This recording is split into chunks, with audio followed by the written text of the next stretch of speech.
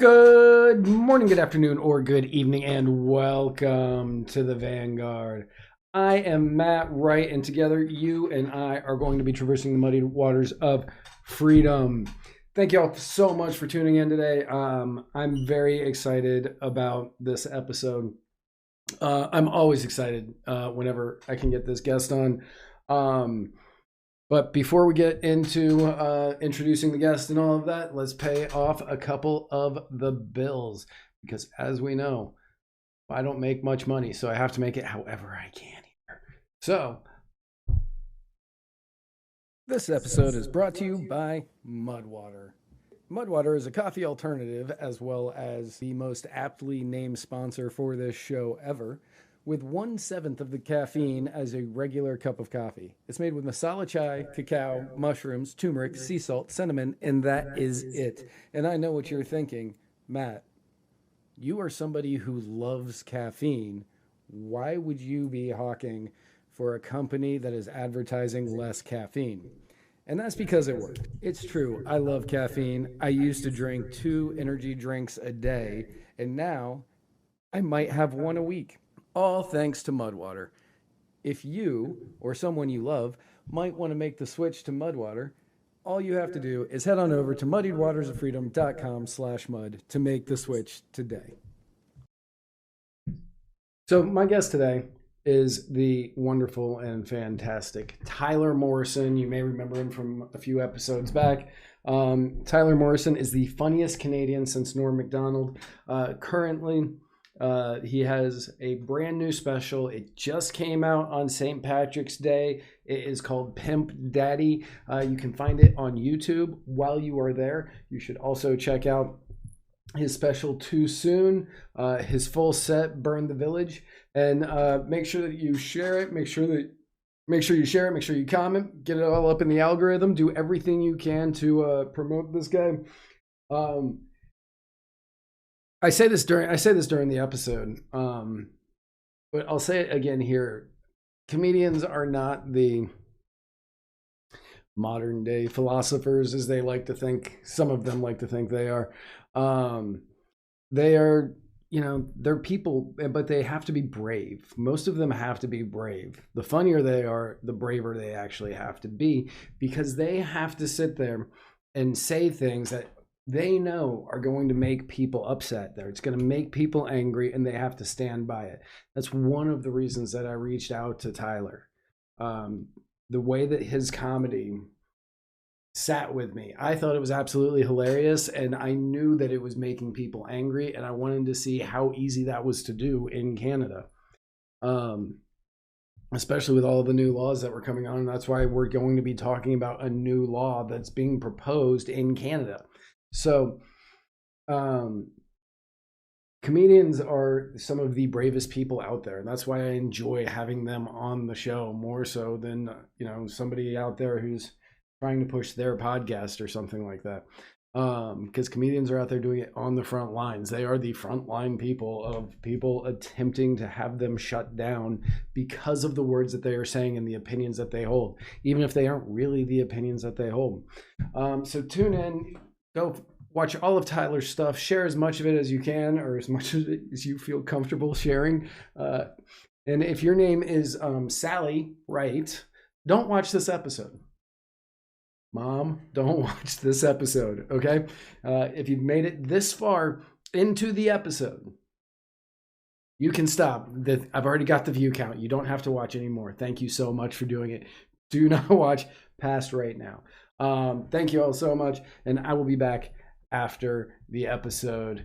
But here it is, my talk with Tyler Morrison. Tyler, it is always good to have you on the show. You are by far the funniest Canadian since Norm Macdonald.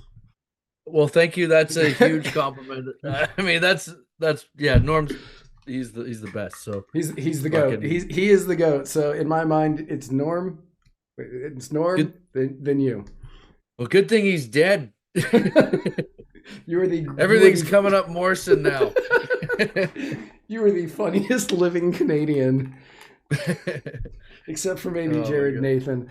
Hopefully that he'll fucking die young too, isn't he? Mentally challenged. Yeah, he is. they die sooner, right? I don't know how that I works. think so. I think so. I think when he tried to find his genealogy, he had to go to 24 and me. Jared Uh, Nathan is fucking hilarious. That he is funny just as crap, man. He is yeah, so fucking funny. Um, like I saw fucking him. guy. I started seeing him on Kill Tony, and then I started watching him on like I started watching his specials and things like that. And the timing that he does with his stutter is absolutely unbelievable. What do you mean timing? You just taking up all of it? Like I don't know how he does it. Like he knows how long a minute is because whenever he's on Kill Tony, it's 1 minute and he hits the punchline at 1 minute, even with his and I'm like, I I love Jared Nathan, but if you haven't seen him, guys who are watching, people watching, check him out. Watch his stand-up comedy. Check out one of his clips. Listening to this guy talk is like watching the fucking Price is Right wheel. Just it's like when you had a CD back in like the 90s and it had a skip in it. It was like yeah. it's George Thorogood bad to the bone. They play the Thorogood song when he comes on stage They on Kill do. Tony. That's so funny. I know. Bad. Tony. But he is so funny. And every time that he would look at Red Van and call him retarded, I laughed my ass off. What are you, retarded? Like, oh my God. Um, so the last time we had Hinchcliffe's you. got a Sorry, go ahead. Hinchcliffe's got a whole stable of show ponies he's rolling out these He days. He's really does, man. He really just does. just greasing the funny farm. He is definitely chumming the waters for comedy.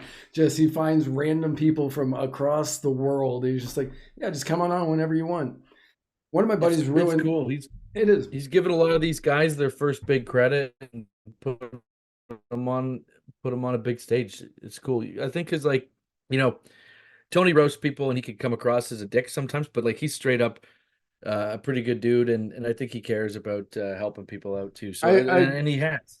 Yeah, I agree. You've met Tony before. Well, you've roasted Tony Yep. before, so I assume you've met him. Yeah. We worked together a few times on roasts, Ron Jeremy roast, Iron Sheik roasts, and yeah, I've always enjoyed working with Tony. He's fucking hilarious. When you roasted Dustin Diamond, Okay. was that whose roast was that you did that at?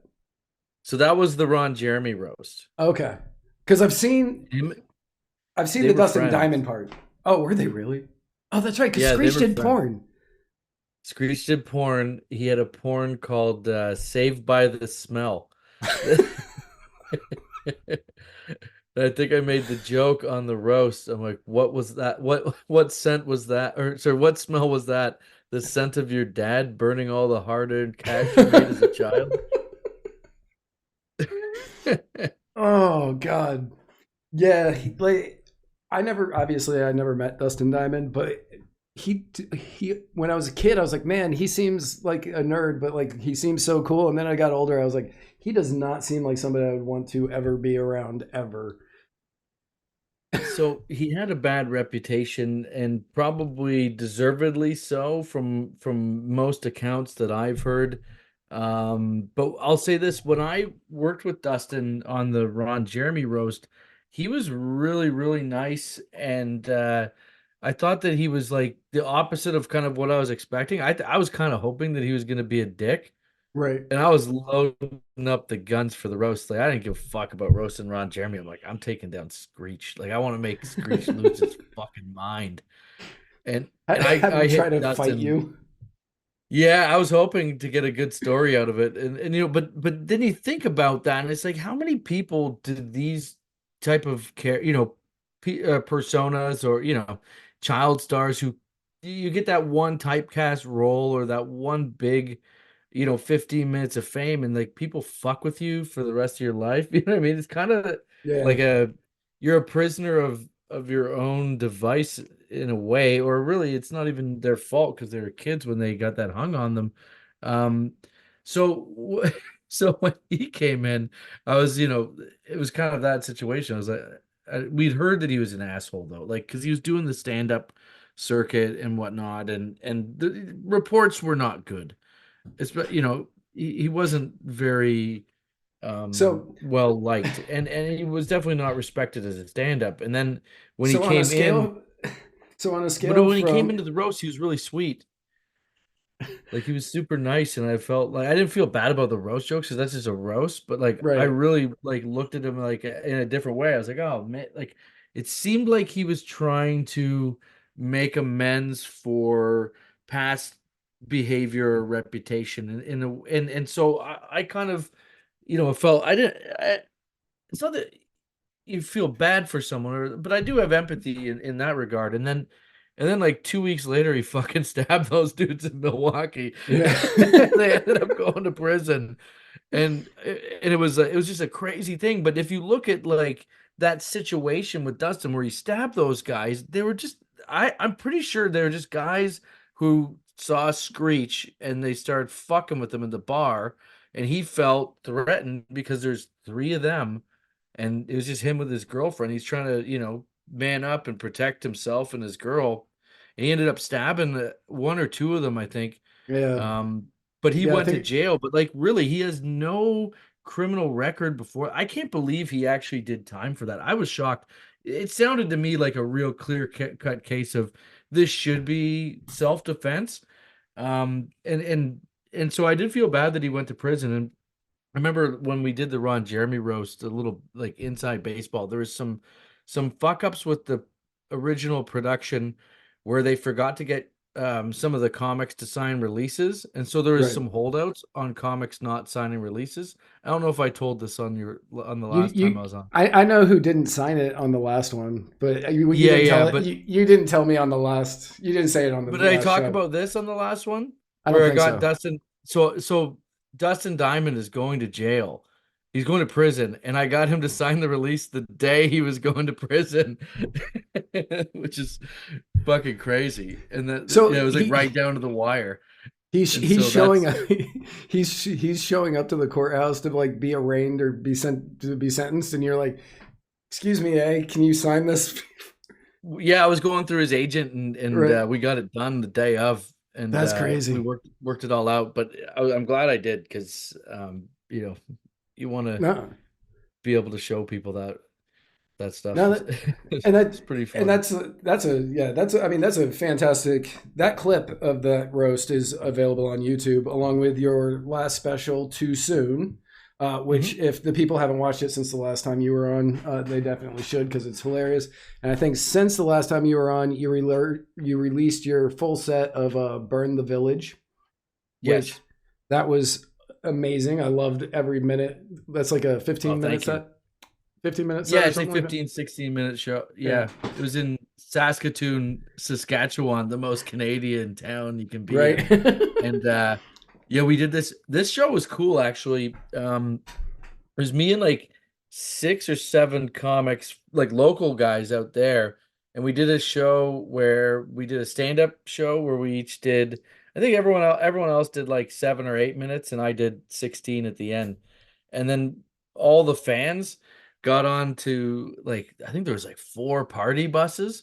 And we took all the fans from the comedy club to this vodka distillery for a huge like party and like a roast that we did. We did this roast show. It was fucking awesome, man. It's called Comedy Crawl. And it Right. was like based on an event that we used to do at my festival where I live. But Comedy Crawl is always the best. We get party buses and we go from one venue to the next. Like one time when we did it, I think the must have been the first time we did the Comedy Crawl up here. That's when like Andrew Schultz was at the fest before he was like a big known comic, but people got to go on these party buses with the comics too, and the comics are all drinking with them, and it's unreal. Yeah, and no, that's I mean that sounds God, that sounds so amazing. Andrew Schultz is one of the best crowd work comics I've ever seen. That dude is incredible. He's slick, man. He really understands other people's cultures and has a wide knowledge culture, and that makes so relatable in any conversation, especially when you're in New York, when it's such a diverse, melting pot of people that you're going to get. So, and then now that he's on tour and he goes to all these different places, he really, has that shit down, man. He really it's does. awesome. It's insane. Like he was doing a show in Hawaii. I think it was in Hawaii. It had to be Hawaii. But he was doing a show in Hawaii, and like he's roasting the people in the audience, and he made some comment, and I don't remember the name of like I don't know the islands that are out there that aren't part of Hawaii, but he was like, yeah, as long as they're not, Pacific Islanders of another kind, and everybody in the audience just started dying. And he goes, "Oh, are you Yeah. one of those people? Oh, no wonder you're over here by your like." And he's just like roasting the hell out of these people, and I was just like, who would know that doesn't live there?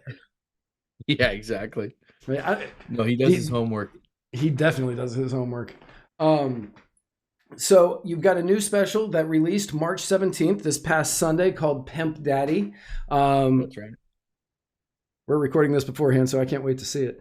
I could just pony up the money and give you money on Patreon, but But you're a fucking dweeb. No. I am.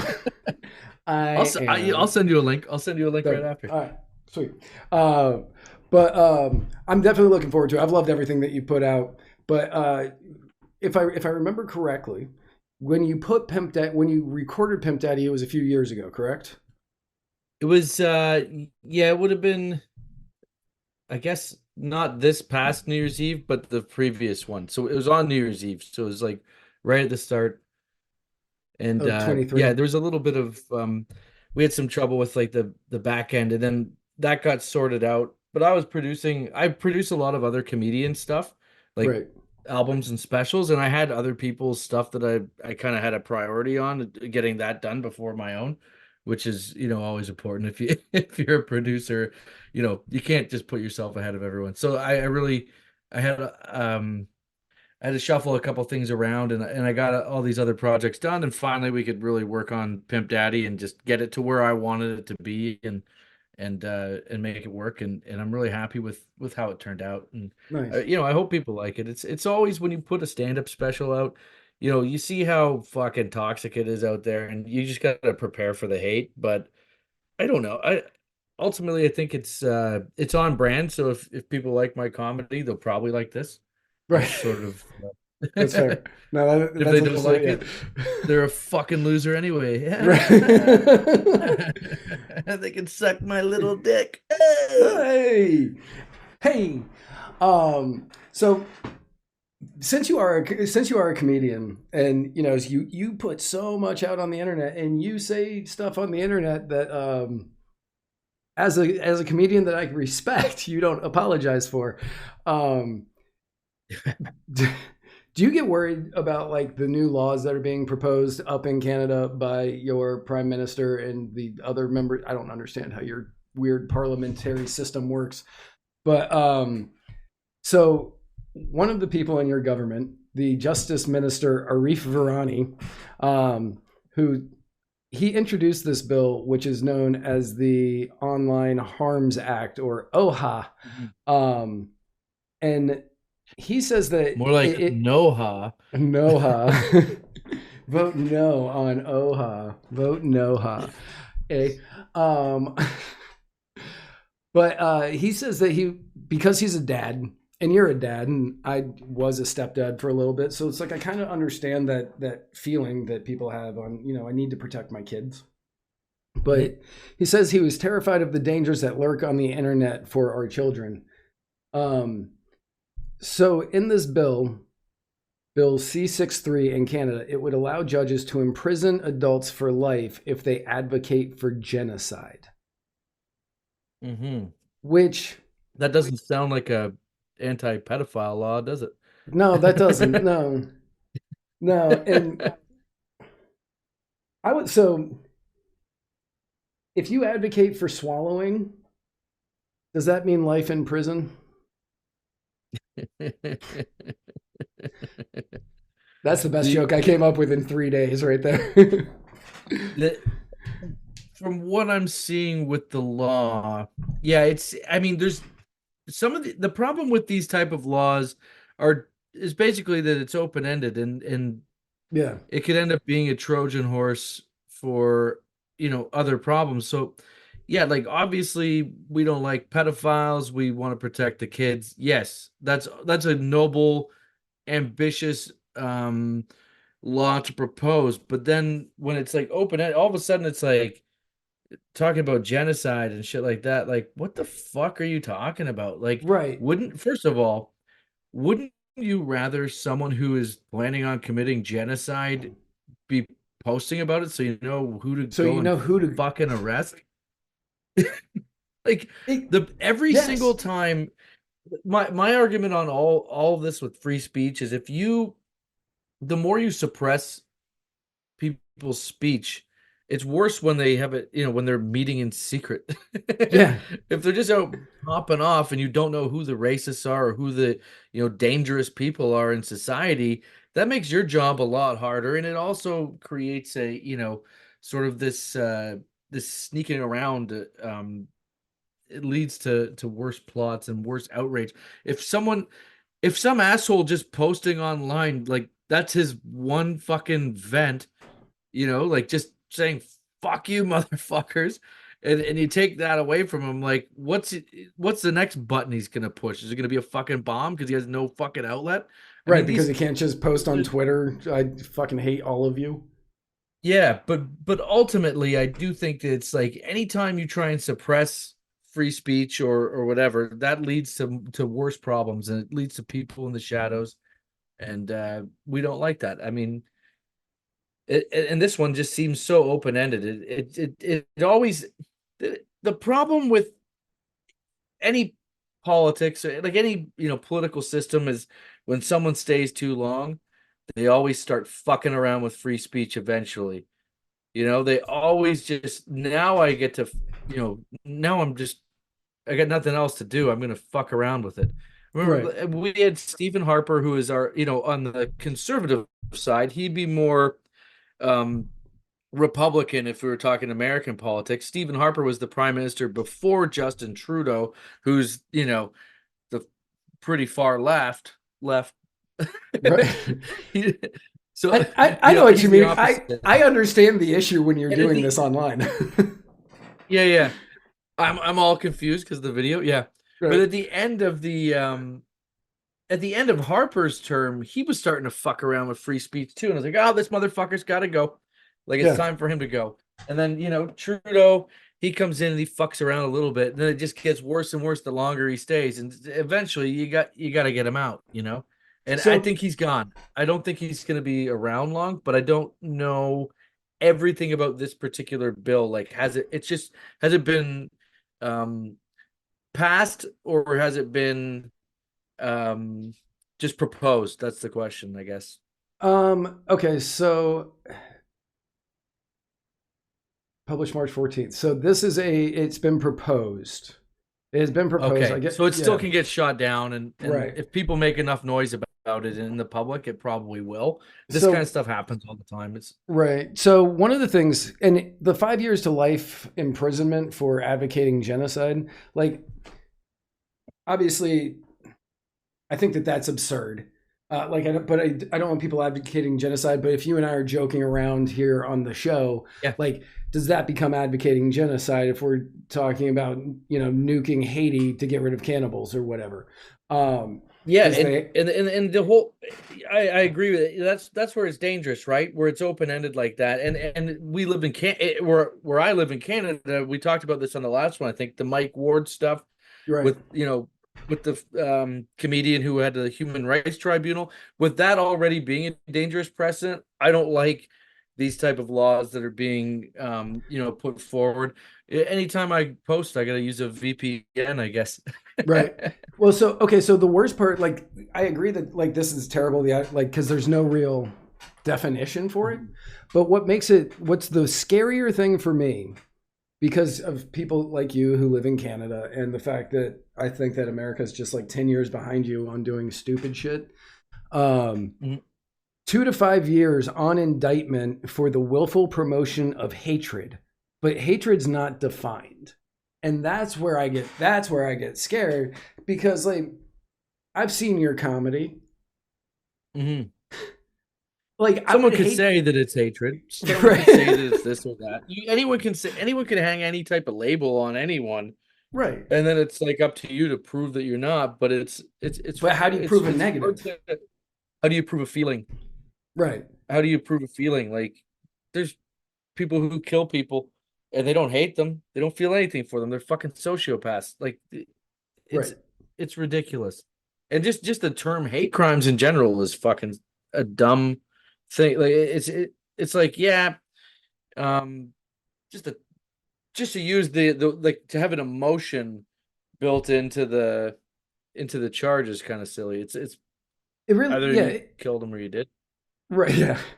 And like, so it's like I understand some of it because it's like it says, content that sexually victimizes a child or re-victimizes a survivor. Yeah. Re-victimizes a survivor. I'm like, okay, maybe it kind of depends because like, That's where it gets different. That's if you make a rape joke and someone has been raped, right, that could be considered re-victimizing someone, and it's like that's where it gets a little murky. It gets a little murky, and again, not to say that those are tasteful jokes. They aren't. We make them though sometimes. Like the the purpose of jokes is to I hate that I have to explain this sometimes to people is you're kind of taking a black mirror to society, and right. I'm sorry I didn't mean to call the mirror black, but I think I'm safe until Trudeau's out because he's the king of blackface. He is the king of When he looks in blackface. the mirror, that's what he sees. So, but yeah, like it's our comedy and art is a reflection of what's happening in the real world. So the fact that people are trying to um the fact that what we do can get dragged into something like this, which is ultimately designed to stop criminals and crime, Right. it makes the laws dangerous. And No, so there needs to absolutely. be very, very clear guidelines on what this means. You know what I mean? Like it Right. Like, so another one of the, what are they calling this? Target 7 types of harmful content. Like, that's one of them. Another one, like, I don't understand why Trudeau would want this in here because it's in the sending of intimate content communicated without consent, which means he wouldn't be able to send his dick pics to that creepy son of his that's not his son. I mean, it's a lot of projecting. Um, Right. Here, one second. I just have a heater that came on. I want to turn Yeah, that yeah, yeah, off yeah. in case Yeah, it's. knock yourself out. Do your thing. Oh man, the beer I fridge happened to be right next to the heater. look at that. I find it fun. So I don't understand your weird temperature thing. That's Celsius. Um, but you have a heater going on. My AC is turning on. Oh yeah. Well, I shouldn't have the heater on right now. Like it's warmer here now than it. Is Like it? we're in spring now, but where Yeah, you live, much hotter. it's 80 degrees right now, Insane. which I don't know what that is in Celsius, but it's 80 degrees Fahrenheit right now. But yeah, content used to bully a child. There's no definition of that. So how do you say it's to bully a child, or it's a parent victimizing their own children? Mhm. Content that Yeah. induces a child to harm themselves, content that foments hatred, which again we've discussed that. What is that? What does that mean? Content that incites violence, Yeah. which I have issue with that, and content that incites violent extremism or terrorism, which I guess that's where the supporting of genocide, advocating for genocide comes in. But as somebody who truly has to rely on free speech, and so do many of the other comic, because your group that you work for, your company is Cottage Comedy, correct? Mhm. Yeah. Yeah, that's my company. Yeah. Yeah. Cottage Comedy. You can find them on Instagram at Cottage Comedy, right? Yep. Yeah. A bunch of great comedians on there. I've watched most of the stuff. I've scrolled all the way through the page on the reels. I found some people on there I liked. But I don't remember their names right now because I didn't prep that That's part. okay. But One of them's a younger guy. He was talking about how he's like 70% gay, but he's straight. And yeah, that dude was funny. That dude was funny as Kyle crap. Lucy, I think. That's maybe. it. Yep, Kyle Lucia. Yeah, Yeah, he's a good boy. He was funny. But yeah, so follow Cal. But so you have all of these comedians, and many of them push envelopes, push boundaries, as great comedians do. If every comedian was safe, they'd all be Jimmy Kimmels, and nobody would like them. So Also did blackface. He did blackface. He did black. He and Trudeau could have a contest on who did worse blackface. Because he did. I mean, who doesn't? But I mean, those guys didn't want anyone to know about it. Right. Let he who has never done blackface cast the first stone. But it's the guys who are embarrassed by their blackface that always end up getting caught. Do you remember? I don't know if you remember this story or not, but there was a guy. He was running for governor of Virginia here in the States, and a picture came out, and it was a picture of him, and everybody was like, "Oh man, look at him! He's in blackface." And the picture is of a Halloween costume at a college party from like the '80s, and there's a dude who's in full minstrel blackface, everything. And standing next to the dude in full minstrel blackface, suit, all that, is a KKK guy. And is a guy dressed up in a KKK uniform and, hood, all of it. And I was like, man, what if he's not the one in blackface and he knows he really can't say he's the one that dressed up as KKK? Because he never came out and said he was the one in blackface. But he was just like, yeah. Like, which one is worse? To be the white guy in blackface, or to be the guy that's dressed up as the KKK member on Halloween? It's a little bit of a different. I think there's a little bit of a different cultural understanding at that time. So, like in the '80s, it was way more lenient. Like people. I feel like people understand the hurt that type of stuff caused more now, so it's less, it's much more frowned upon, whereas back then these fucking morons don't know any better, you know what I mean? So especially, it's like, how do you punish someone for that now? That's why Trudeau is probably still prime minister, or prime minstrel, right? But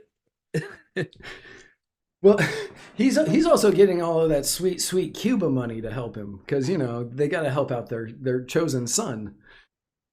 Oh yeah, what about Haiti though? No hope for Haiti? No hope for no, because Fidel Castro didn't father their prime minister. Eating ass is cannibalism.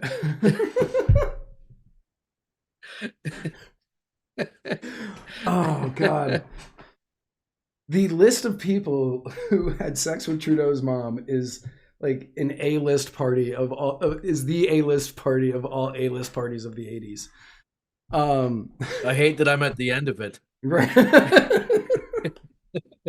Once I saw the fucking Dead Sea Scroll, I fucking cried. I mean, that's got to be considered treason, though, right? If you're the prime minister's wife and you're getting fucking balled out by all these dudes, like that's treason to our country. Is it? I mean, like one of them was Keith Richards. You're like embarrassing us. But it's Keith Richards. It's not like Keith Richards cared about state secrets or anything. Keith Richards was just like, "Oh, I might like let's do this." Yeah, but all these guys come in and they fuck our prime minister's wife. That's a different type of conquest. You know what I mean? We might as well just give them the fucking country. You know what I mean? Like, you planted your flag where it shouldn't be. And now Cuba has now taken over in Canada. Well, now we're communists, so right. The Cuban Missile Crisis. Oh, that's not where the fucking missiles were pointed. No, they were pointed north of America, and boy, those were cum rockets. I hope my mom doesn't watch this episode. I'm gonna put. I'm I gonna put hope this. Trudeau's mom does. If Trudeau's mom watches this episode, I just want to say I'm single, and I would like to be on that list. I really wouldn't mind. I'll give him a little brother. He's down one. Oh. Did his brother just die? No, he had a brother that passed away a long time ago. It was an avalanche. It was a Oh, no crazy, shit. yeah. Oh, And now nuts. Justin's gonna lose in a landslide. So,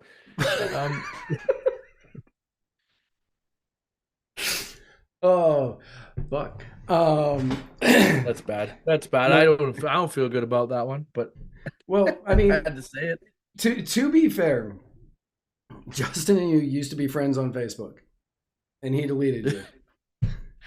Did I tell that on the last? No, you and I were texting, and you said that.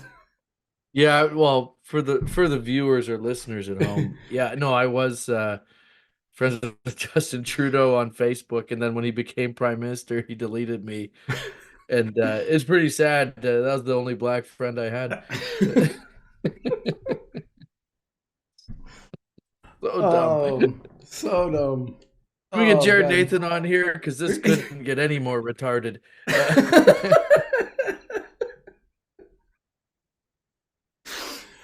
Oh, God damn it. Yeah, I'm going to have to hit up Jared Nathan and be like, hey, man, you want to come on an American political podcast? I would struggle on that one. I wouldn't know what to do with him. Be like, in Canada? The connection. Yeah. Connection. Fuck. I think you're glitching. No, that's my stutter.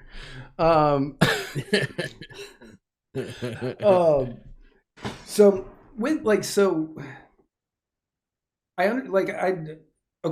should have asked you this before the show, but like how much about like what deals you're working on am I allowed to talk about on the show?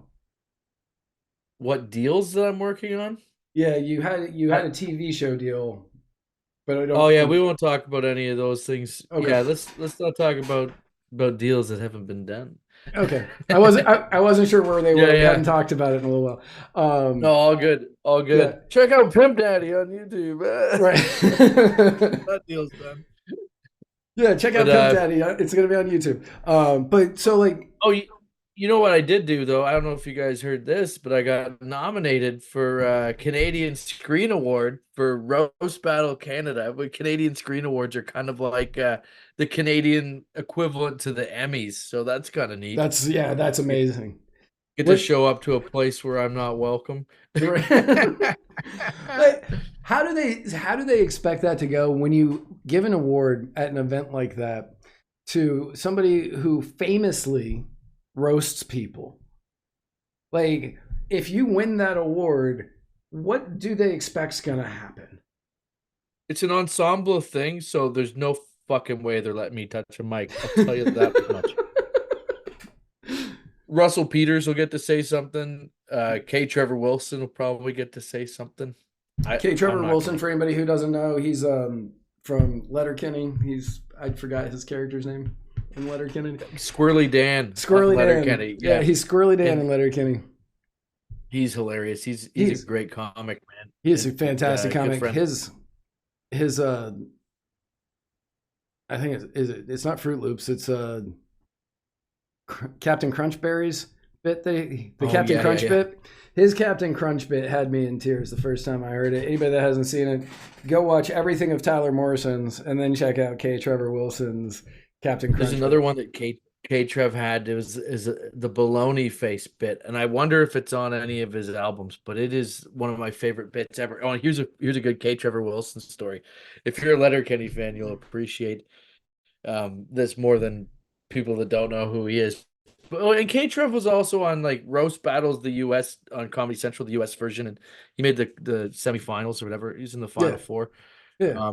But anyway, K. Trev had this bit, and I texted him because I saw it online, and I said, "Hey man, I just want to let you know that I watched the baloney face bit, and it was one of the like most perfectly pieces of crafted comedy that I've ever seen." I get a message back from him going, "New phone, who dis?" So I text him back and I say Louis C.K. Because he had just opened for Louis C.K. at Just for Laughs like a couple weeks before. So he fucking thinks Louis C.K. has just sent him this amazing compliment about like just raving about his stand-up bit. And I don't say anything else. I just wait. About, I guess it would have been like a day or two later, I just get a text. Oh, you motherfucker. Because he Googled my area code and realized I'm the only prick that lives in this area code that he knows. Oh, it was so funny. Oh, and I'm literally picturing him saying it like out loud, like he would on Letterkenny, where "Oh, you mothers fuckers" with the S's on the Yeah. ends. Oh Oh, yeah. No, he's a gem, man. And he's one of the reasons why I got onto the Roast Battle Canada series. oh, very I cool. know he went to bat for me and said, to just kind of put in a good word. Me and him have worked on some stuff in the, bunch of stuff in the past, and so it was really really cool that I that he hyped me up to them. So the fact that I got to go on that and he's one of the judges, it's really been a good experience. Get some national exposure in Canada, which I previously wasn't getting a lot of TV time here. Like that just there's not a lot of that for edgy comics in Canada. There's not as Weird. many I can't imagine opportunities. why. I can't Yeah, I imagine why mean, when you have laws well, saying, every everything's funded by the fucking government. You mean yeah, like the whole system's ass backwards. it Like, is every insane. TV series, everything you got to do goes through the government and funding and shit. Like, no one just can be a fucking man and take out their checkbook and just fucking make something. That's how I do it. I don't know. I Right. probably should be in America, but And god damn I it. It's I would sponsor you and your family with open arms to come down and be in the balmy 80-degree weather in March, just so I could see you melt. But I would oh, sponsor you buddy. so you could come down and hang out down here, so you could be able to say whatever you wanted to say and get you on to whatever show we needed to get you I'm on. I'm getting my work visa, so I'm gonna be coming down. Once I get my visa, I'll be able to come down and tour and do So do some shows down there. So that's all in the works. Hopefully this summer I'll be able to have that. that'll be so. Yeah, that'd be fantastic. And if if you get a chance to come down, and you're hanging out in this area. You're hanging out in this Tampa area for any extended period of time. Me and my buddy, we would love to take you to a gun range, and so you can try Ooh, out yeah. all of the toys that you can't play with in Canada.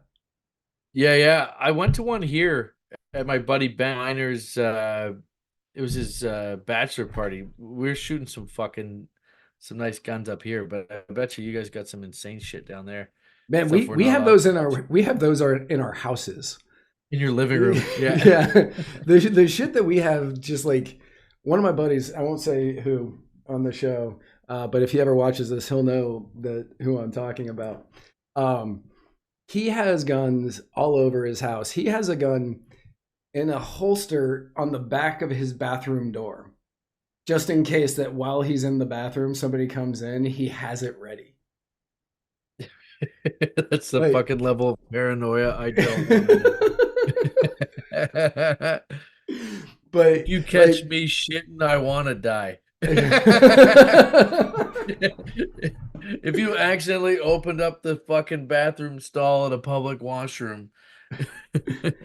yeah, but yeah, he's got so many different weapons. It's crazy when we'll go to the range together, and I'll bring my two handguns, and he's bringing in bags, and he's just like, which one do you Yeah. want to shoot? And it's always a great time. So we would love to take you to do that, so you can test out stuff that we have here. Oh yeah, that'd be all right. That'd be all right. When I did that show in Saskatoon, my buddy Chris Joint picked me up. Fucking great name, eh? Joint. Chris Trisk join. Chris fucking Joint. Shout out to Joint Ski. He picks me up at the airport, and within like 30 minutes, we got a case of beer and we're shooting guns. I'm like, all right, I really am in Saskatoon. I went up to New Hampshire with a friend of mine years ago. This was a while ago, and we'd gone up to Boston to go catch some Red Sox games because Red Sox fans. I know Blue Jays, That's all but right. That's all right. yeah. Fun fact: your the spring training for the Blue Jays, their stadium is 20 minutes from my house. Oh no shit. Yeah. Yeah, it's a dub stadium. Dunedin. Yeah, Dunedin. But so we go up to New Hampshire. Like, so we're in Massachusetts. We're hanging out. We go to his brother's house out in New Hampshire, and we're like riding ATVs all over the place. And then we go out. Like, he had a huge property at the time, so we go out a little bit further, and like he's got this whole shooting range set up, and we're like just sitting out there. And it was like the first time I'd used a handgun. I'd used rifles in the military and stuff. But we did we drop for a second? Yeah, it's okay. We're back. Okay. But we go out, and it was the first time I'd used a handgun. I'd used rifles in the military. I'd used rifles in the military, and so I'm using a handgun. I had no idea how to hold it properly. So like his brother had to come over and like reach his arms around me and like kind of caress around me to like make sure I get the grip right. And like he's like, no, like this. Like you're trying to teach a girl how to putt. He was doing that with my hands, and then he's just like, yeah. Now squeeze. And I'm like, bam. And I was like, oh. Okay, and then like it was just so like we had such a great time together. But it's just wild when you can just go do that. There's places here that I've driven to, and it's just been like, yeah, we're gonna go shooting today in my backyard, and it's wild to be able to do. I was at when I was down there. When I was down in Florida, I guess last time I was in Florida, Roberto Alomar was on my flight. Toronto Blue Jay legend. He must have been down for spring training because it was around that time, and I kept hearing his name on the overhead, like on the speaker, that he was late, and he's like the last fucking dude on the flight, and he might as well fucking slid into home plate because he got there right at the last second, and then they seat him because he's Roberto Alomar. And then I get on the plane and I see him. I'm like, he knew that I fucking knew it was him. I couldn't contain it. No, absolutely. Yeah, no, absolutely. I didn't like his brother. I liked him though. Sandy. Yeah. Was it Sandy that hawked the Lug, or was it Roberto that hawked? I thought wasn't it Sandy that hawked the Lug? Sandy hawked the Lug. I kind of like Sandy. Lucky that it wasn't Roberto that hawked the Lug, because wasn't there some fucking yeah, but so like some rumors, I don't know. Yeah, but so with Sandy, like he said something. He said something about the umpire's kid who had just died. Oh, that's greasy. And then he like I didn't really care about the loogie so much. Like I'm like, yeah, whatever. You're an umpire. But he said something. He said something about his kid who had just died. Like I say, don't talk about kids at all. Like anytime. Until the kid's 18 and then free game. But yeah, the kid, it was a dirty move. And I was just like, no, I want to make sure that I am bashing the right Alomar. I think it was Sandy Alomar though. Let's make sure. Yeah. I don't like too many dudes named Sandy. Right. If your name's Sandy and you're a good guy, prove it. He hacked the first. Is it him? I think it was because he's a back catcher. Yeah. Feel like I recall. Oh no! It was Roberto. Oh, that motherfucker! It was Roberto Alomar. Well, so I'm sorry, Sandy. I love every guy named Sandy, and I'm so sorry. Yeah, that's my bad, Sandy. And he said he said some shit about the umpire's kid. Yeah, no, there was something he said about there was something that he said about the umpire's kid who had just passed away, and like he was like, because he said something like I don't remember what it is exactly, but it was something along the lines of maybe if you had better eyes, your kid wouldn't have died, or something along those lines. Ooh. And it was just like, and he said that, and then he hawked the loogie. Like The loogie Oh, was the least offensive thing in that, yeah. How's the loogie the worst thing or the right? least offensive thing? That's because So, you at home didn't hear that. was Roberto with the Jays when that happened? No, I think he was with the Orioles when that happened. You're right. He was with the Orioles. That's the thing about Baltimore. They're fucking got Right? real bad influence on our guys. Yeah, because Have we you all seen The know what Wire? Have you seen The Wire? These guys are real assholes. we all remember Roger Clemens before he went to Toronto and after Toronto. We know what happened in Toronto. Everybody knows what happened in Toronto. He was getting juiced out. Well, not out the ass. He was getting juiced up the ass. Is it more, I guess maybe more policed in America, the steroid shit? Like, is it looser in Canada? I'm not sure. I don't know. I think that the trainer that he got when he was in Toronto was like, look, we can figure out a way to get around the test that the MLB gives you, and was getting Fuck because yeah. he was on the downward turn of his career, and then he had this. That's why Boston got rid of him, and so he had this huge like turnaround. Went to Toronto, turned it all around, did amazing, and when he left to go to New York, um, one thing in his contract was you have to bring the trainer from Toronto. I love that. I love the Rocket. Man, as a Boston fan, I love the Rocket. I hate the Can't Rocket. fucking hate him. Man, he is the only pitcher in history to strike out 20 batters in a single game, and he did it twice. Like That's fucking amazing. that is fucking amazing. I'm in Boston in a couple weeks. I was gonna go to a Red Sox game, but I don't think they're in town. When are you gonna be there? Fuckers.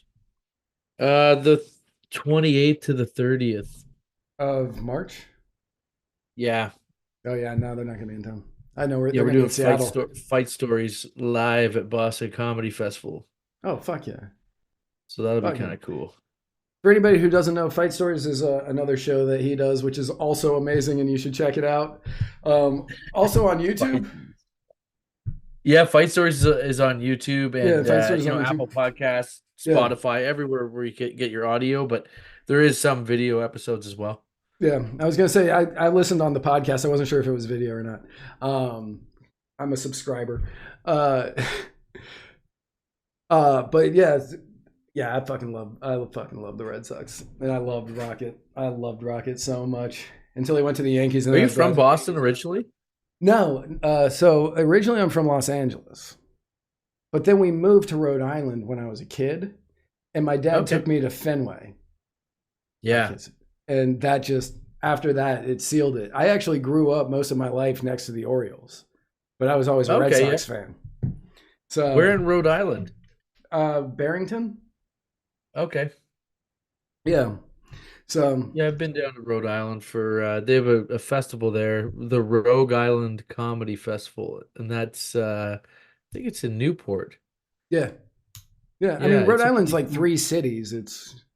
Yeah. It's Yeah, there's Newport, Barrington, and the Providence. capital, Providence.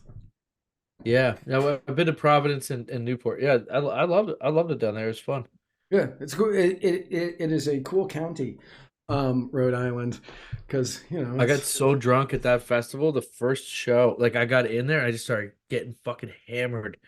And I was so drunk that they were worried about putting me put me on stage.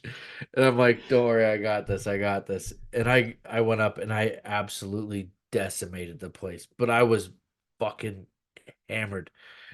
I feel like you just were like, hey, I'm Canadian, motherfuckers. I got this. Yeah, I got this. And I remember it was like as Tom Dustin was headlining, and I went a little bit over my time, and I walked. I know Tom, like he's a fucking great comic. Check out Tom Dustin. He's down in the Keys in Florida now, but he's a Boston guy. Okay. And he's got like a little comedy club down there that he's running, but that guy's so funny. And I came up to him like, dude, I'm so fucking sorry. I went over a little bit, and he looks at me, he goes, it was fucking worth it just to see that fucking set. And he's got the thick accent. And then, then I go to the after party, and I don't know, I must have been drinking. I was drinking with like the staff and everything too. But then the next day I came in there, and the whole staff comes out and starts applauding. I'm like, oh wow, I must have really been on one last night. Like everyone's fucking cheering, and then they're bringing me back into like behind the bar, and they have their own bottle, like the staff bottle of booze, and they're drinking with me in the back office. Like I don't know what I did the night before, but that was one of the best times ever. Doug That Keys, if you're listening, bring me back, baby. I'll be good, I promise. Oh fuck! Like, man, I can't, like, personally, I can't wait for you to get your work visa, and even if it takes you a while, if the next time you come down to Tampa, I can't wait to hang out with you in person.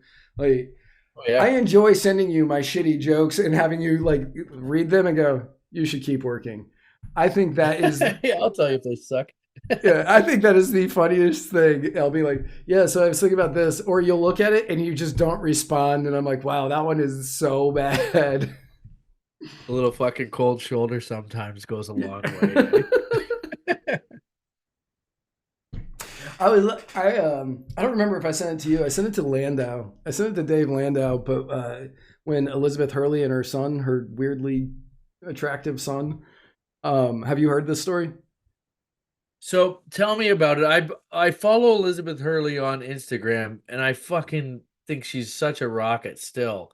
But it's So like much, she's got to be fucking that kid, right? right? So okay, it's so it's weird.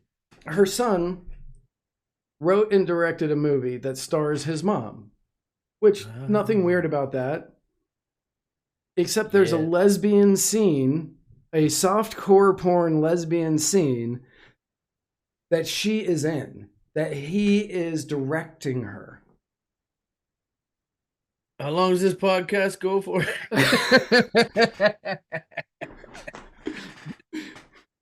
Oh my uh, god. So yeah, that's uncomfortable. That's right? uncomfortable, but That is super uncomfortable. And as man, I wish I could credit, like, Dave said this because it was better than my joke, but he said, I am personally outraged, and I'm probably going to watch that scene 50 to 100 times just to know how angry I am about this. I fucking love Lando. I love Lando. Guys, He's guys are nuts. he's going to be the guest next week. Oh, Um, cool. yeah, so this one's airing on the 19th of March. He's airing on the 26th, which is actually So a my little birthday. drop off on the ratings, but not too bad. Right. Yeah, Oh man, so Lando's a fucking prince, man. He's a good lad. I love that guy. I saw him for the first time. It was when he was on Last Comic Standing, and I was like, right away, I'm like, oh, I love this guy. yeah, This guy's great. that was back when he had the And then I got mohawk, right? Yeah, yeah. I'm like, this Yeah, guy's exactly like my style, dude. And then we did when he was co-hosting Kumia's show. yeah. I was on the show with John Moses. We went on with fight stories, and so we got to do some of that with him. Yeah, he's a fucking beauty. He Funny is, comic. and he's a funny and I don't think that I'm telling tales out of school here, and I don't think he'll mind me saying this, but when I was hanging out with him back in November, it was right before you came on. Previously, the last time you came on, I was Oh like, yeah. "Yeah, I've got Tyler Morrison coming on." He's like, "Oh man, that guy is so funny. I am a fan of him." And I was just like, "That's Oh, cool, man. That's yeah, fucking. It's totally mutual because yeah, it's nice when you when you run into like one of the real deal guys, in yeah." public. No, absolutely, absolutely. Yeah, it's been fun, like, kind of messaging that world of people, because it's a world of people that, Yeah. like, I had a show last week that aired Tuesday, and me and the guy that were on it, me and my co-host on that episode, we were just kind of talking about it. He has another show, and he's like, I want to bring on people who do music because it's the counterculture thing, and they need to not worry about what they're saying. They just need to be able to go out and sing their songs or play their shows, whatever. I said, yeah, that's why I've been reaching out to comedians, because one, if I can laugh through Yeah, an episode, fuck yeah, like, that's going to make my time better. Like, it's going to make it more enjoyable for me and for everybody that's watching or listening. But for also, sure. like, these are, you guys are the counterculture at this point. Like, I'm not gonna be, oh, you're the modern day philosopher. No, you're not. Um, but you Fuck are the no. guys you are the first the front line of defense against things like this bill that's going on in Canada.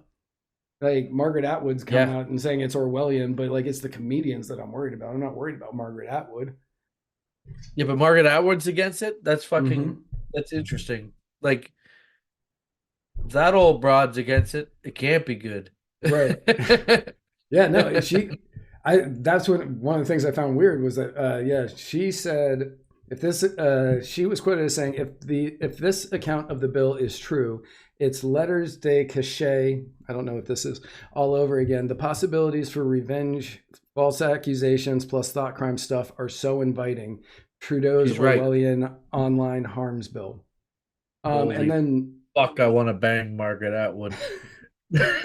and then Michael Taub, who is a Wall Street Journal columnist who's from up there, he compared it to Minority Report because one of Yeah. the parts in there says the law would also allow a provincial judge to impose house arrest and a fine if there were reasonable grounds to believe that a defendant will commit a crime.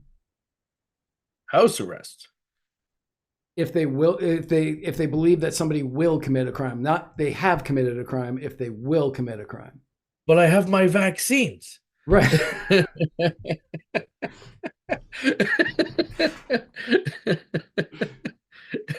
That was only the beginning, sir. Well, no, Good not for thing you. I That was live in my transport truck. I'm gonna drive it to the fucking Capitol. Oh, fuck. God.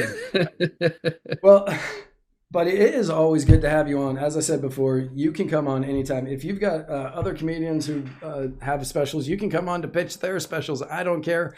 I will have you on anytime Yeah. you want to come on. Oh no, I appreciate that. It's fun. I forgot that we were doing this because I just forget every 10 seconds. And then I Right. get the message from you. I'm like, oh fuck, I gotta do a podcast.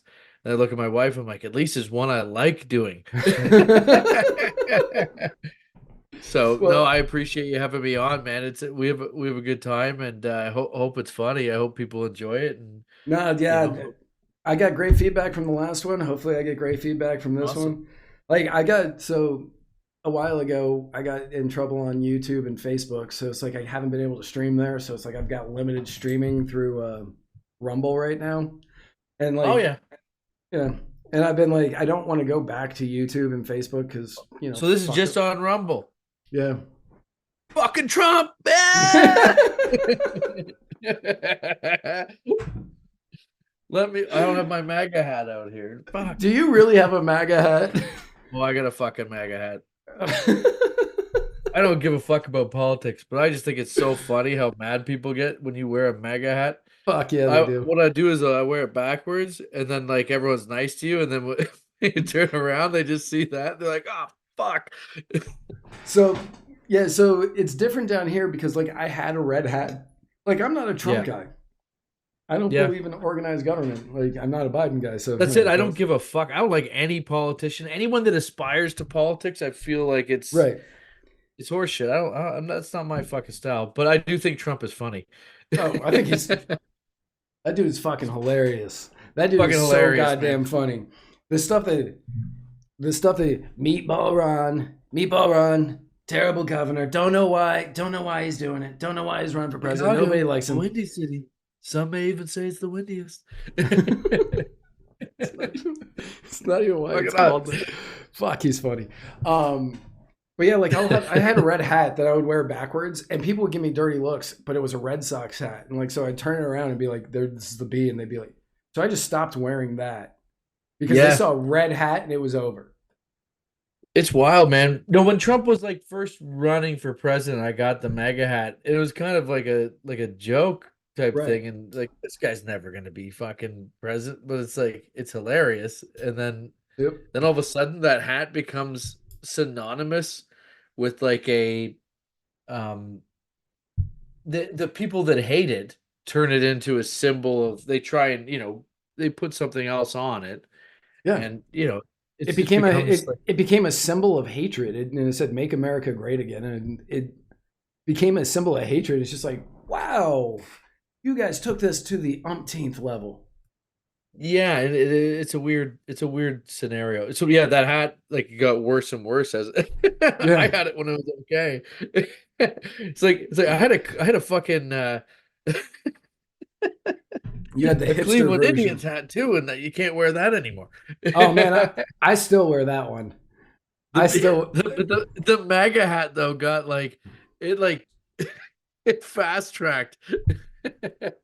I still wear, yeah, I still wear my Chief Wahoo hat. I got it in Cleveland the year before they switched to be the Yeah, Guardians, and I bought the Chief Wahoo hat just so I could fuck have man. it. Yeah, exactly. Fuck that. Fuck all that bullshit.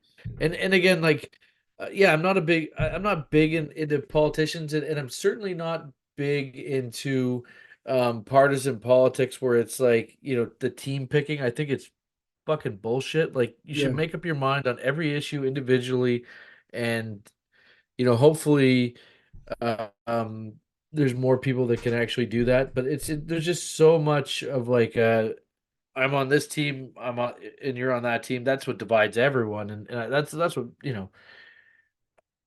I don't have faith in individuals. no, yeah, that's my so yeah, Right. that's my thing. I don't have like that's why I don't like politicians. When people always say, "Well, if we don't have politicians, you're thinking that your neighbor is going to do good." And I was like, I have more faith that my neighbor is going to be a good person as opposed to the person that wants to rule over all of us.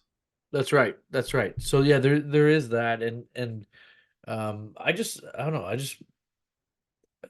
I feel like Donald Trump betrayed all of us when he stopped doing Celebrity Apprentice. That was my wife and I. It was our favorite show.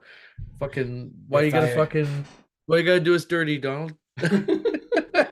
Well, so what's Although the funny? debates are amazing. Oh my god, I I hope wait. he crushes everyone. I don't think there's going to be debates this year. Like, I don't think that they're going to do them. I think that because Trump backed out of all of the Republican debates, and he's like, "Why would I do it? I'm in the lead. I don't have to do it. Why they're chasing Yeah. me? I don't want to go there. I don't Good want them." impression, by the way. Thank you, thank you. Good Uh, impression. I appreciate that. I have been working on that for 4 years now. Actually, It's no, it's coming up on 8. the little recoil that he does. Yeah. Yeah. Eh, eh. But like he was like, I don't want to do it. They're chasing me. I don't want them to just attack me. Which I understand his logic, but in doing Yeah. so, once he won the nomination, now Joe Biden, he just has to sit there and go, I don't want to do. I'm not going to stand on stage with an insurrectionist who's going against our country and whose job is like. So Yeah. I don't feel like Biden I don't. fucking sucks. Yeah, I don't think that there's going to be debates. Which whatever. Like I don't think debates change anybody's mind on anything. I wanted to watch them for the entertainment value, because Yeah. the last ones were dumpster fires, and it was the greatest television I've seen in years. It's Outside unreal. of I your mean, shows, of course. I do think like with Donald Trump, one of the reasons I didn't like him personally, like as a Canadian, is he is like I'm not American. I don't live in America, so I don't benefit from any of Yeah, the good that Trump does. So like Trump understands that our prime minister is a fucking pussy and he treats him as such and he fucking bullies Justin Trudeau and that's not like that sucks for like Canadians. So for me like Donald Trump, is kind of not when he was president he was he's starting trade wars with Canada and shit like, that's not good for Canadians, so ultimately why would I fucking like Donald Trump? no, that But makes he sense. is hilarious, but it's also partially because our prime minister fucking sucks and is a weenie, so so Donald Trump is exactly the worst president that Canada could have when we have the type of prime minister that we have. Right. So that's sort of, if we had when we had Stephen Harper, I think it would be a much different dynamic between the two countries when you have a Trump. And so that's I don't know about much about the next guy that's going to be going against Trudeau, which I should look up a little bit more on Pierre Polivo, the um but the dynamic between those two doesn't work. Biden and Trudeau are both, they're fucking wusses. So it's Yeah. No, they work well together because of that. Because they're both. Yeah, but what do they do for any? You know what I mean? What are they doing that's good? So ultimately, I mean, yeah, I just Yeah. I it's hard to say, man. no. I'm I not a mean, bit. I don't claim to be. a fucking political expert. I just make jokes about everything that I see, and I do not discriminate. If you've ever seen my comedy, you know that I got jokes about every fucking type of politician. If you fuck up, you come through my crosshairs, I'm taking the shot. Like No, absolutely. No, absolutely. And that's everyone one of the goes things I down. respect about you. You, So, the funniest joke that I've ever seen you do. And I won't disparage the fast food industry. I could never do it. You're looking at a guy who once got fired from Taco Bell because I wouldn't give a kid in a wheelchair the walk-in special.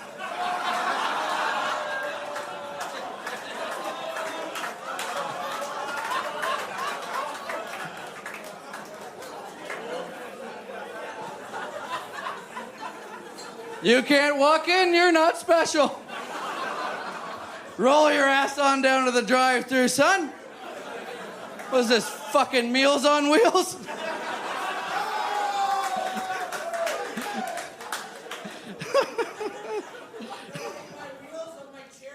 What? Are you in a wheelchair?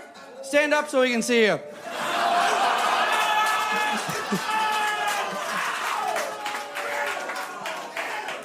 the bit is about how I used to work at Taco Bell. I got fired because I wouldn't give a kid in a wheelchair the walk-in special, and then I go on from there. But I that's a joke I hadn't done in like probably like 15, 16 years. It was early in my act.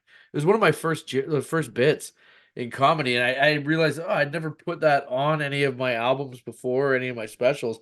So I'm like, fuck it, I'm gonna do it just as like a inside joke to myself that this is gonna fucking kill on the special. It's still great 20 years later.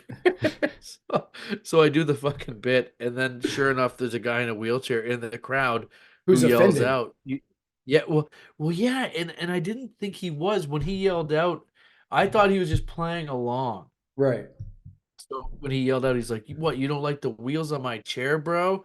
And then I fucking hit him with the line, and it was like Val Kilmer and Tombstone, just the fastest gun in the West. It was just so fucking cold and quick, and like to me, I'm like, oh, that's like the best part of the special because it's just bang. It was Just showed like so fast. I'm not always that fast. It just happened to be, Right. and it's like, but if you're if you are quick, more often than not, you can be close to that fast, but that was like fucking very accurate banger. And the way the crowd reacted, and then the aftermath of that is, you know, I guess he wanted to leave, and they had to carry him out of the club because it's like in the basement, so they're fucking carrying the guy in the wheelchair out of the fucking show. I was yelling at my camera guys because they didn't fucking pick up what was going on in the crowd. They should have been filming what was happening in that audience during that special because I walked over Right. 30 people and then a guy in a wheelchair. But ultimately, um, I do feel bad about like for him in general because I did hear that it was something where it was he was in a wheelchair. He was in an accident. It was like something that wasn't even his fault. Like he was like got hit by someone and he was like this was him coming out to like have fun again. And he thought he was ready for dark jokes, and then he turned out to not be. And like, ultimately, that's not on me. You know what I Right. mean? Like because offense is taken, not given, and he just wasn't ready for that. But like I do have empathy for the guy. Like I like Like the situation everyone. sucks. Yeah, I feel bad for him. I don't know, but I don't know that. And when you yell out like that and interrupt me, and you're at the type of show that we're at, and you hear the type of jokes that are going on already, you have to anticipate that the comedian is going to hammer that. Oh It yeah. was far When enough into the show that you know what it's about, I went to see David Lucas a couple weeks back, I think I told you about it, but I went to go see Oh David yeah. Lucas a couple weeks back, and at the end of the show, he was like, "Hey, okay, so I'm what am I famous for?" And somebody in the audience was like, "Roasting," and he was like, "Yeah, roasting. So if five guys and five girls want to be roasted, line up right here." So I ran up because I was like, "Fuck yeah, I want to be roasted." And he didn't roast me hard because I'd given him tickets to an attraction, and he found out that I was the person that gave him the tickets. But like when I first walked up on stage, he was like, "Look at you, you goofy son of a bitch!" And then he hit me with, "You look like a serial rapist." And I was just like, I don't, all right. And then he's told me that I looked old, and I was just like, well, fuck that one. Okay. But like, I wasn't taking offense.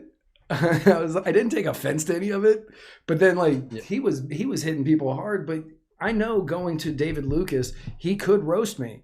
I signed up for it. Like, I'm not gonna be upset about the shit that he says. Yeah, and in Canada, like really, there's not too many comics in Canada that are like known, so they just go to comedy like it's a genre, but they go, but you don't go to a music concert because it's music. You understand what type of music it is, and Right. hopefully you know who the artist is. Right. You know, like it was just they came to the comedy club, and that night wasn't the educated comedy fan base for a good section of it. They had just come from like probably the Jays game, and I think the Jays had lost, and everyone was all fucking pissed off. But yeah, it was a circus, man, and it was a walkathon, is what I call it, when you're just walking motherfuckers out the door. Toronto, you're gonna have to get ready. You got to decide if you want jokey or wokey wokey. Oh yeah. Fuck. When I told him I will break you, I think that was like the TSN turning point of the show. And then it was like they knew I'm not letting off the throttle. That special out of all the specials I've done is definitely the most it's different from other specials because you feel this like danger in the room. Like you can just feel it through the screen. Yes, you can. I picked up on it, and like I knew what it was when I fucking shot it. Like I'm like, oh, this is gonna be something. Right. It is so fantastic.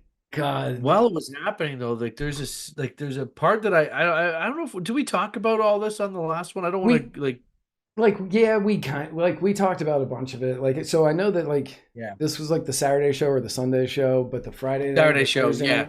And we don't gotta go through it all, but they can watch the old one.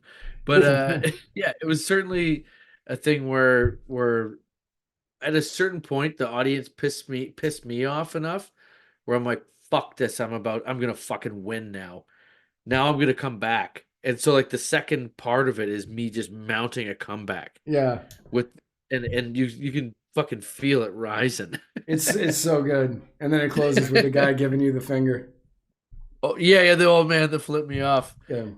Fuck, I would love to fight him, but I understand that feeling now, as we were talking before the show, which we don't have to go into. I actually didn't want to fight him. I just didn't like that he was that he was interrupting in the middle of the show. I got money on the line, motherfucker. That's the worst part about producing your own shit is when you're on stage and it's fucking up and you're not thinking about the comedy, you're thinking about the fucking money you're losing. Yeah. It's like it'd be like if you're a fucking like an athlete and you're betting on yourself, like illegally gambling, and your team's losing. You're Pete Rosen it up. You're just betting on it. You're just like, why aren't you pitching better? Oh, this is no bueno. Well, bro, like, again, anytime you want to come on, please come on. If any of the people from Cottage Comedy want to come on, I don't care what their political affiliations are. I will have any of them on. We can talk about anything. I don't care. Yeah, I want to support you. I want to support Cottage Comedy. I want to see you guys do fantastic, and I want you to get your work visa so I can watch you live in person. Should have it in July is what the word is. So I'm just waiting to hear. Dope. Well, I'm going to be in Austin next Tuesday or next Monday for Kill Tony. Cool. So nice. Yeah, I'm if you meet Tony, tell him I said what's up. I will. Yeah, I will. I haven't seen him in a long time. So. I almost thought about asking you to just give me a minute of shit you've never, like, just your throwaway crap, and then like if I get called up, just read that and be like, "These aren't mine. Tyler Morrison wrote these for me." No, don't do that shit. Go do your own, man. You can do it. Man, you have seen the jokes I send you. They're not good. That's okay. That's part of the process, buddy. Right. You take the hits and then you will Well, You learn to bridge the gap. Yeah, that's the key, is learning to bridge that gap. It's harder to do it in this format because I have no idea what people out there find funny. I know what people find funny when we used to do live shows. Oh yeah, like in-person shows. I knew what people found funny, but the shit that I do now, I'm like, I don't know if people like this at all. But I'm gonna keep writing it. Oh, they fucking hate it. I guarantee. But yeah, again, anytime you want to come on, just hit me up. Let me know. I'm going to continue to send you shitty jokes, so you can tell me that I need to keep working on it. All good, man. And I'll send you a sneak preview of the special. Beautiful. So beautiful. Yeah, looking forward to it, buddy. Anyway, awesome. I will talk to you soon. I'm going to close this show out, and we will do this again very soon, I hope. Sounds good. And to everyone, you can check me out. Pimp Daddy is on YouTube. Tyler Morrison, Pimp Daddy. Follow me on Instagram at Tyler Morrison 123, X at Tyler Morrison 1. I got there before the other fucking people. the other 122 on Patreon. It's just patreon.com/Tyler Morrison. That's it. Yep. Lots of bonus shit on there, man. Yeah, now the stuff that I have seen on Patreon, fantastic. I'm eventually going to pony up and just give you the dough. I know that's going to happen. But I'll talk to you again soon. Have yourself a fantastic week, and I'm looking forward to seeing this special. Sounds good, man. Thank you so much. I appreciate it. And thanks to everyone that checked it out. Wasn't that, man, Tyler's so great. I love that guy. I can't wait to have him on. He knows that he has a standing invite to show up here anytime that he wants to, and I hope that he does. I hope he comes as often as he wants. Anytime that he decides that he wants to slum it on my show, it is open for him. And I hope that he is a regular guest for many years to come. Tune in next week. It is going to be my birthday. So tune in next week, where I will have a very special guest. Dave Landau is going to be coming on, and we are going to be talking. I don't know what we're talking about yet. I haven't decided, but it's going to be a great time. I love Dave Landau, another comedian who also has to do the same thing. He has to be worried about what it is that he's saying. So be sure to tune in for that. That's going to be on my birthday, March 26th. And that will be pre-recorded as well. So tune in there, and I will see you all after that. Have a great weekend. Have a fantastic rest of the month, because everything from here on out is going to be pre-recorded. Have a great rest of the month, and remember, where we're going, we don't need roads.